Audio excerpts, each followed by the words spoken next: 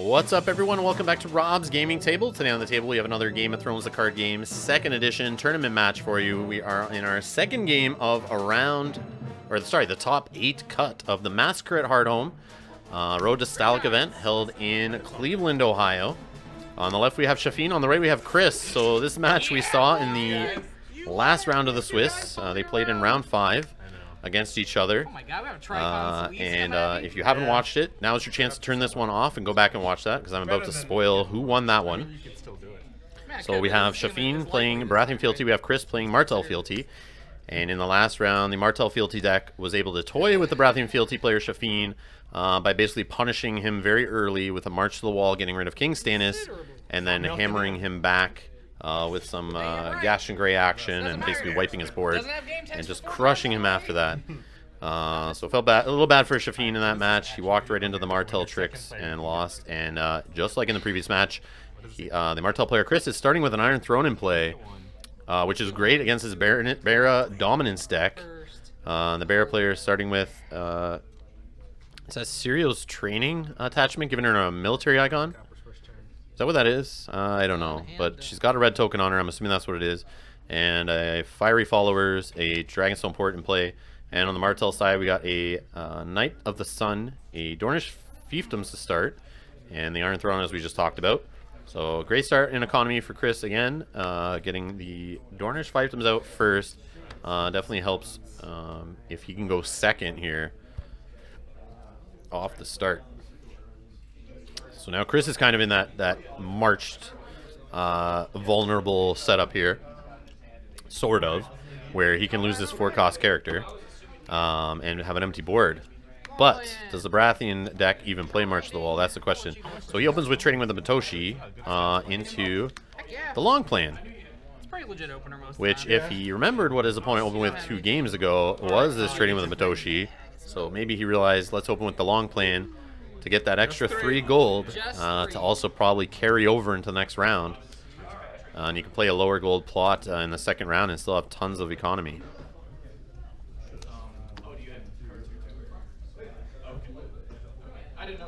So the Martell player wins initiative, chooses the Baratheon player to go first, of course, because he wants to get his Dornish Fiefdoms giving him 2 gold instead of 1. And he wants to see what his opponent does and walks into his tricks, and he can also more efficiently marshal his cards after knowing what his opponent has marshaled and how much gold he's saved.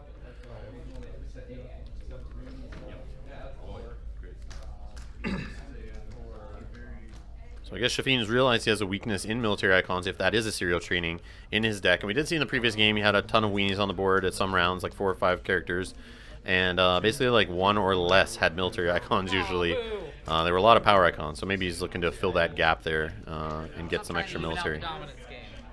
So he gets his Iron Throne to start, so at least we're paired up here with Iron Throne. So it's a battle of who can save enough gold or enough standing characters to win dominance. That's the question.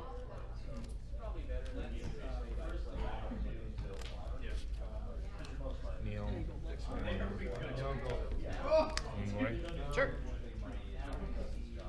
So we got Moonboy marshaled in there, and remember, Moonboy can punish you if you try to do a power challenge with him and you lose. You have to actually discard a card from hand, which we did see in the last game these 2 guys played, where we saw Ariane go to work, of course, jumping out of play, bringing someone into play, and blocking Moonboy on challenges and making Shafeen there lose cards out of his hand.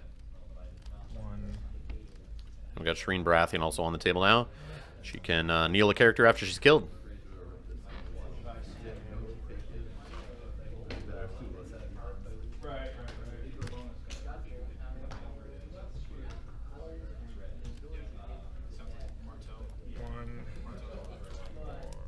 So the Baratheon player trading with the Matoshi here is looking to just bomb as much out on the board as possible, I guess. And he has a second Sirio's Training. So Shireen's got military. Selyse has military. So the mother and daughter pair have gone mercenary style here, and they want to fight with weapons and do some killing. They went and saw Sirio, and they've learned how to fight now. So another Dornish Fiefdoms. Chris not having an issue here with economy to start. He's going to be pretty set up for the rest of the game, assuming he can keep going second most of the time.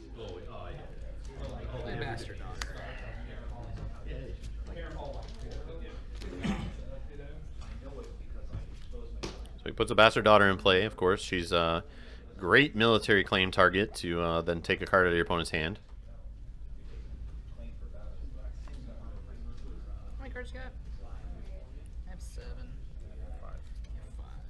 So will their second game here in the top 8 elimination go any different than the last game? We'll find out. We got no big characters on the Baratheon side. He's very open for a March, or sorry, not a March of the Wall, a first Snow of Winter hit that could devastate him here. And he only he didn't spend all his gold from trading. He's actually sitting on 4 gold, so there's a chance we could see I think a City Watch jump into play. I guess would be, I think they're 4 cost ambush. As long as you have more power on your house card or something like that. Not 100% sure on that. I know most of you guys know what it does, but I don't really play with it too often.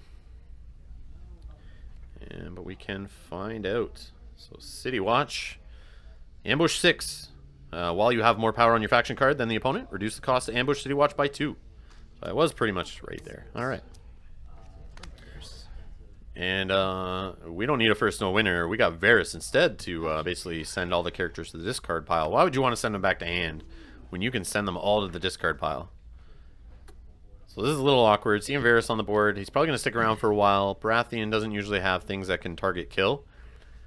And don't usually really play Valor is my experience. I could be wrong on that, but Chris plays Varys and could be playing him well in mind with just sitting him out there like a Gaston Grey style and just kind of threatening the opponent to maybe not marshal big characters. Or I guess kind of like Stark Harrenhal, where, you know, just maybe makes the opponent hold big dudes in hand and not want to put them on the board. Because if they do, we could see Varys go off here. But Shafeen does have gold, who could play in Nightmares to stop that from happening. And yeah, it would be pretty devastating to lose all these little characters. Even though they're not the biggest characters, but losing 4, no matter how big, is pretty bad. And having an empty board after. And he only has a Dragonstone port for economy and fealty, I guess. So recovery from a Varys would be very hard for the Baratheon player right now, especially since he's burned his 10 gold plot already.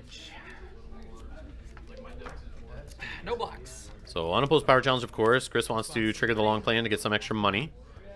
And he's going to do his Viper's Eyes to look through the hand of his opponent to have full knowledge. So we have a Milk in there. What else do you got? Can't really see the way Chris is holding the cards, but we'll see what he discards here.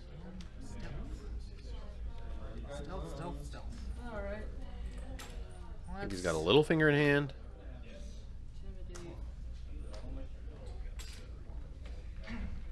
Tabos, man, that guy can draw cards. He's got King Stannis. Good.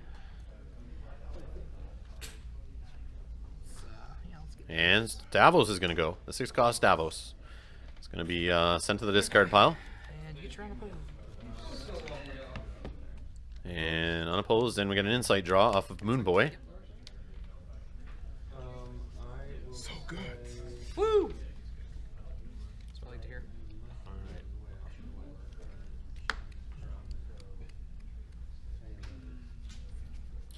Now, he might as well do the intrigue if he's going to, or maybe, I don't know if he wants to do a military. Most likely he'll just lose it and kill the bastard daughter, and he'll block the unopposed. And then Chris will be able to steal a card out of Shafeen's hand.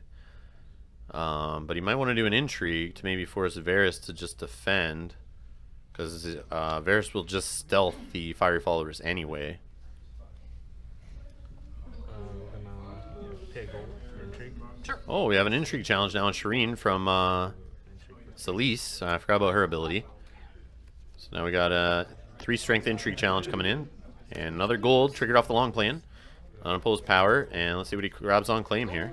I love gold. And he gets a House Day Knight.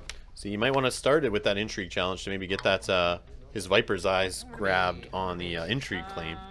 And maybe it would have been a little safer going in there on the power challenge.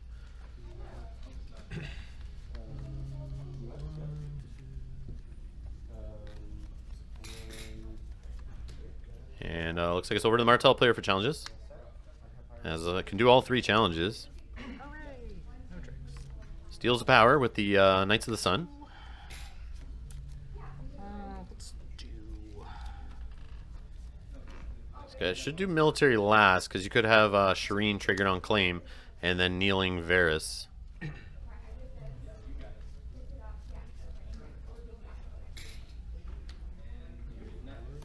And then that Serial's training would go back to hand and be just basically intrigue fodder, which you might not want. You'd probably want to grab other cards out of hand. And he's going to go unopposed on that. 2 power. 2 power.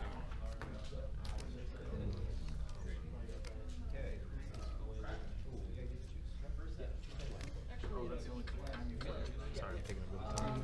Alright. Alright, one trick. So he's going to claim Shafeen, which kneels Varys. And he gets Serial's training back to hand. Very weird card choice. Not used to seeing Serial's training ever leave the binder. That's pretty cool here, seeing it in the top 8 match. I have 1 left. Oh, actually, no. I have 10, 13 for Dom. Yes. So dominance goes to Bear player with the Fiery Follower standing. He's got 3 gold saved and the Iron Throne. Nope. Do you want it? Yeah. And Varys is popped. And the boards are cleared. Clean. So clean. So fresh and so clean. And 4 gold being saved from the long plan. From Shafeen being aggressive there and winning those challenges. Chris just letting them fly, not losing much from them. And gaining some gold here to go in the next plot phase, which is going to help him recover from that Varys even better than his opponent, who only, like I said, has a Dragonstone Port and Fealty. The Martell player has Fealty, 2 Dornish Fiefdoms, and now 4 gold. And we're not even into the marshalling yet, where they could play some more limiteds.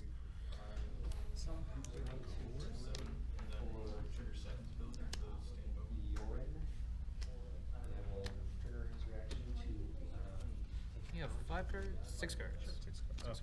I have 4. Alright, so. Alright.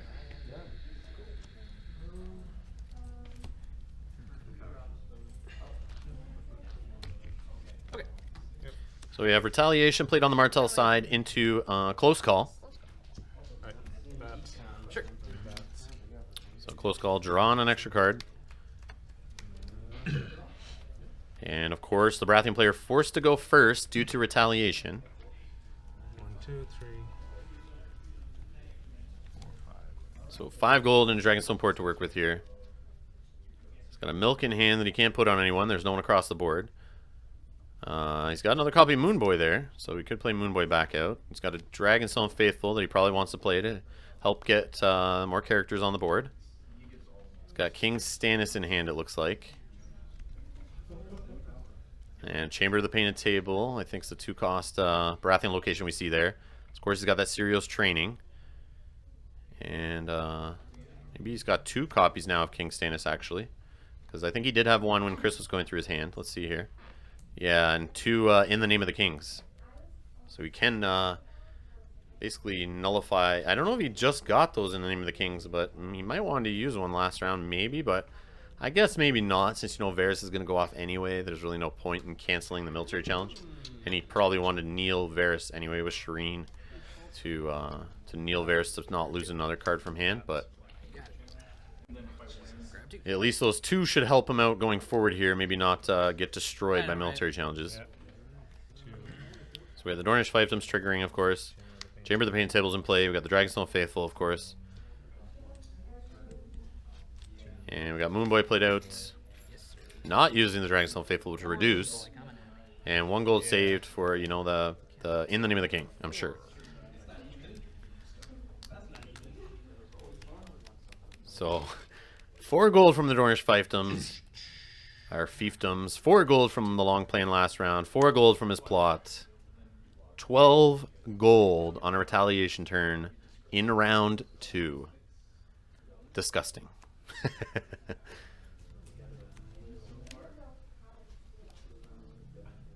So we shouldn't have to worry about a 2-claim military hitting the Baratheon player here. But he does have 2 power to steal with a 2-claim power challenge, of course. And, of course, plenty of cards in hand to steal 2 of them. So he still could get devastated here by 2-claim. Knights. And we have a Knights of the Sun, Palace Spearman, a Bastard Daughter, and a House-Stained Knight now on the board. From nothing to 4 characters, 2 that could survive a first snow. That is not too shabby. And since his opponent played no military icons, he doesn't have to worry about military claim at all. Yeah, he could definitely weather a power challenge and still have all 3 challenges to come back at the Baratheon player. So again, like last game, very quickly here in round 2, things are very, very bad for the Baratheon player. And this game is looking to get out of control and being a very uphill battle for the Baratheon player. And Chris is a great Martell player from what I've seen. And a great player all around. You just got to be careful. He will play you. And that's what Martell does well. And Chris is very good at driving the Martell deck here. Showing you how it's done.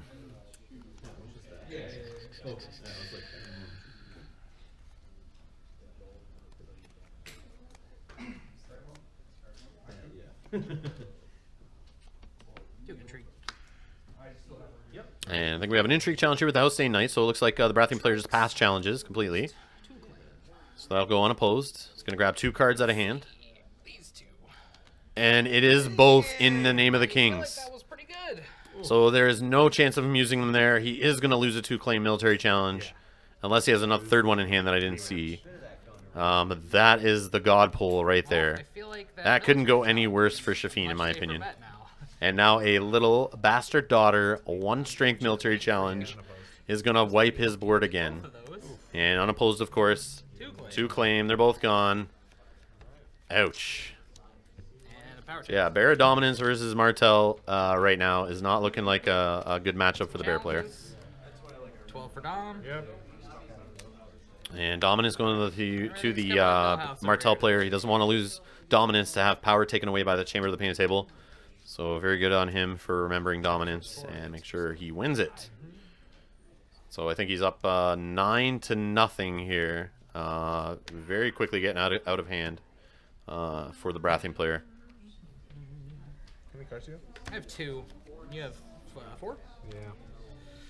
You can hear it in Shafeen's voice, sounding very defeated. He's probably played 2 of his more economy-focused plots already. He's going to have to Valor. He does have Valor. He has Valor in his plot deck. I don't know if I've seen him use it here in this tournament series, but he definitely should have used it in the previous game he played. I didn't even know it was in his plot deck. But this is the moment when to use it, is when your opponent has 4 characters on board and you have nothing. And I think he was in that same scenario last round. And he just discarded a Serials Training using the Bastard Daughter. And I think he's playing a fan alt art counting coppers there, and that's why he's drawing some extra cards.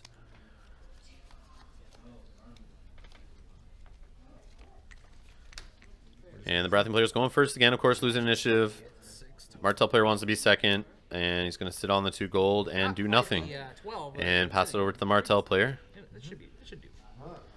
And he's going to play a limited Blood Orange Grove out there to help reduce a Dazzler Scavenger.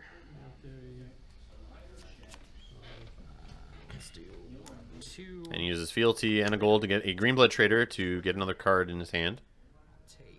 Probably looking for a character.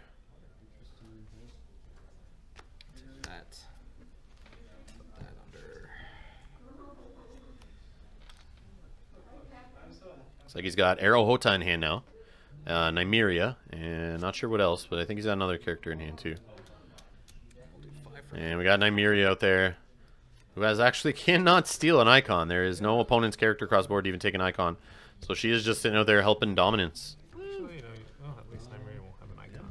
Yeah, Nymeria's not going to be doing too much work. But he doesn't need a military icon anyway, really. There's no characters to kill. But, I mean, it would help to get an unopposed military challenge to get some extra power. So we're getting an intrigue challenge here, of course, to chuck a card out of hand of the Baratheon player. It's a Milk of the Poppy, which I'm sure was destined for Nymeria, but not anymore.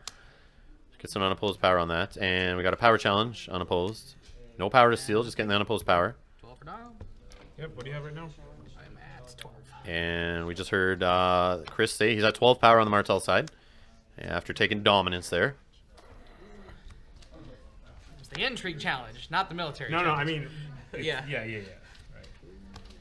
That damn intrigue challenge. You know what I meant. I know what you meant. Well, that was the real problem. The intrigue challenge that facilitated the military challenge.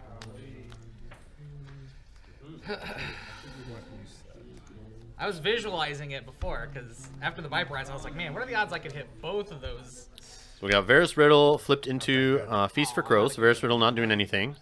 Feast for Crows, looks like the Baratheon player just playing it to get some economy. Trying to get back in this. Another empty board here he's marshalling onto. But this time his opponent has 3 characters already out there and lots of econ.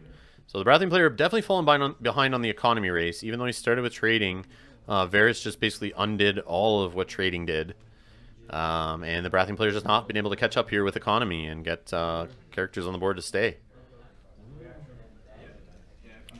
See, he has a Nightmares in hand. He's got another Chamber of the Painted Table. He just doesn't need to really play. You can just hold that in hand for claim fodder. He's got another Iron Throne in hand. He's got a couple characters. Can he play them? Should be able to play at least one. Having Fealty, the Dragonstone Port, and 6 gold to work with. But that one, if it has a military icon, we'll just lose it to Nymeria, and we'll have a lost military challenge.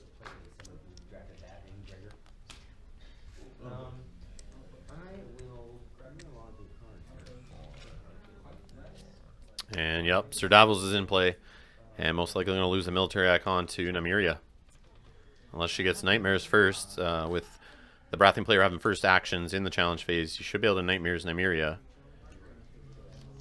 Hoping the Baratheon player doesn't play, or hoping the Martell player doesn't play a military icon, but he's working with, what's he got? 9 gold to work with, and a Blood Orange Grove, and Fealty, and a Desert Scavenger.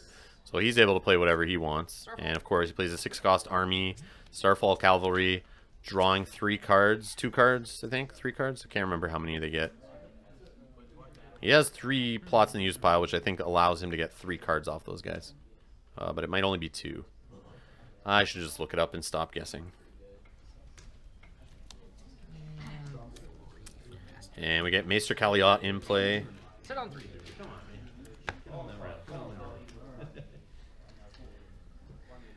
Any pre-challenge actions? So pre-challenge actions here. Chris offering to his opponent. If we're going to see Nightmares, we're going to see it now. Otherwise, Nymeria is stealing an icon off of Sir Davos. So Starfall Cavalry, after they enter play, draw 1 card, 3 cards instead if there are 3 or more plot cards in your use pile. So yeah, 3 cards, I was right. And Shafeen can't do anything there. He's just going to concede. So he's eliminated from the tournament. And congrats to Chris, who is moving on to the top 4. So guys, stick around to the channel. We definitely have a top 4 match coming up. We got coverage from Gen Con coming up. We'll have other Thrones matches, of course, like we've had for the last couple of years. So if you're new here, subscribe to the channel if you want to see more Game of Thrones content, or our other tabletop gaming content. If you want to support the videos we do here and the work we do here on the channel, you can support us at patreon.com/Rob's Gaming Table. The link is in the description below. But make sure you subscribe, make sure you hit the like button, and always leave comments below. I appreciate them all, and I appreciate you guys just being here watching. So we'll see you in the next match and the next video. Thanks a lot for watching.